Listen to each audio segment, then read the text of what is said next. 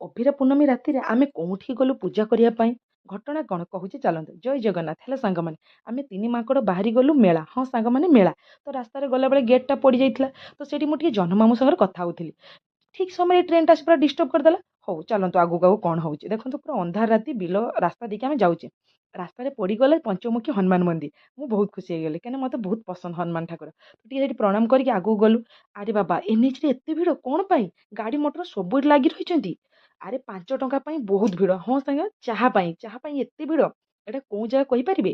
ବାଲେଶ୍ୱର ଗଲାବେଳକୁ ମଝିରେ ପଡ଼େ, ଆଉ ବାଲେଶ୍ୱର ଆସିଲା ବେଳେ ବି ମଝି ରାସ୍ତାରେ ପଡ଼େ। କୋଉଠି ଟିକେ କହିବେ? ହଁ ସାଙ୍ଗମାନେ ଦେଖନ୍ତୁ, ଆମେ ମେଳା ପହଞ୍ଚିଗଲୁ। ହଁ, ଏଠି ଭଗତୀ ବୁଢ଼ୀ ଅଛନ୍ତି। ଏଇଠି ବହୁତ ଫେମସ୍ ମେଳା। ଟିକେ ଗାଁ ଭିତରେ ବହୁତ, ସେଥିପାଇଁ ଏଠି ପୂଜା ସାରିକି ଆମେ ଟିକେ ମାଙ୍କୁ ଦର୍ଶନ କଲୁ। ଏଠି ତିନି ବୁଢ଼ୀ ମା ଅଛନ୍ତି, ମାନେ ଯେ ଠାକୁରାଣୀ ଅଛନ୍ତି। ତିନି ଠାକୁରାଣୀ, ଦୁଇ ଠାକୁରାଣୀ ବାହାରକୁ କଢ଼ାଯାଇଛି, ଆଉ ଗୋଟେ ହିଁ ଠାକୁରାଣୀ ଅଛନ୍ତି। ଇଏ କେବେ ବାହାରକୁ ଆସନ୍ତିନି। ଯଦି ବାହାରକୁ ଆସିବେ କଣ ପ୍ରଳୟ ହେଇଯିବ, ଏଇଟା କହିବା କଥା ତାଙ୍କର। ତ ଏଇ ମନ୍ଦିରରୁ ମା ଗୋଟେ ଅଛନ୍ତି, ଆଉ ଦୁଇ ମା ବାହାରକୁ ଆସିଛନ୍ତି। ତ ସେ ବାହାରକୁ ପୂଜା ଯେତେ ଦିନ ମେଳା ବସିବ, ସେ ମା ଦିନ ରାତି ପୂଜା ପାଉଥିବେ ସେଇଠି। ବହୁତ ଫେମସ୍ ମେଳା, ବହୁତ ଗାଁ ଭିତରେ ଭିତରେ। ତ ମେଳାଟା କୋଉଠି ବସିଛି ମୁଁ କହିବି ଲାଷ୍ଟରେ। ହଁ ସାଙ୍ଗମାନେ, ତ ଚାଲନ୍ତୁ ଟିକେ ବୁଲାବୁଲି ଆଗେ କରିଦେବା। ବୁଲାବୁଲି ଆମେ କଲେ ଦେଖନ୍ତୁ, ବହୁତ ଜିନିଷ 5 ଟଙ୍କିଆ 10 ଟଙ୍କିଆ ଯେମିତି ମେଳା ବସେ ସେମିତି ବସିଛି।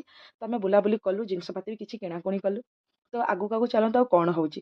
ତ ମୁଁ କହିଲି ଆଉ କିଛି କିଣିବି, ଇଏ କହିଲେ ନା ନା କିଛି କିଣିବା ଦରକାର ନାହିଁ, ପଳେଇ ଚାଲ। ତ ସେଇଠି ଯେ ଏବେ ଚାଲିଛି ଟ୍ରେଣ୍ଡିଂର କ୍ଲଚର କ୍ଲିପ୍, ସେଇଠି ଗୋଟେ କିଣି ଆଣିଲି। ଆଉ ଏବେ ଦେଖନ୍ତୁ ଉଖୁଡ଼ା ଖଇ, ଏଇ ମିଠା ମାଙ୍କ ପାଖ ଲାଗି ଏଠି ବି ବସିଛି। ତ ଚାଲନ୍ତୁ ଟିକେ ପେଟ ପୂଜା କରିଦେବା।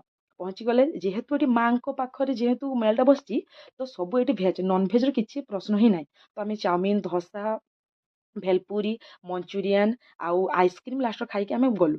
ତ ସବୁ ଆମେ ପେଟ ପୂଜା ସାରି ସାରିଲା ପରେ ଟିକେ ଆଇସ୍କ୍ରିମ୍ ଖାଇତେ ମନ ହେଲା। ତ ଚାଲନ୍ତୁ ଟିକେ ଆଇସ୍କ୍ରିମ୍ ଖାଇଦେବା ଚଟାପଟ। ହଁ, ଏଇ ମେଳାଟାର ନାମ ହେଉଛି ପଣ୍ଡୁରଙ୍ଗୀ ମେଳା। ତ ଆପଣମାନେ କେହି ଯାଇଛନ୍ତି ଏଇ ମେଳାକୁ? ଯଦି ଯାଇଛନ୍ତି ଟିକେ କମେଣ୍ଟ କରିବେ। ତ ବହୁତ ସୁନ୍ଦର ମେଳା, ଏଇ ମାଙ୍କ ପାଇଁ ଫେମସ୍ ମେଳା। ତ ଗାଁରେ ଅଭିରା ପୂର୍ଣ୍ଣମୀ ହଉଥିଲା। ଭିଡ଼ିଓଟି କେମିତି ଲାଗିଲା କମେଣ୍ଟ ମାଧ୍ୟମରେ କହିବେ। ରଖୁଛି, ବାଏ ବାଏ।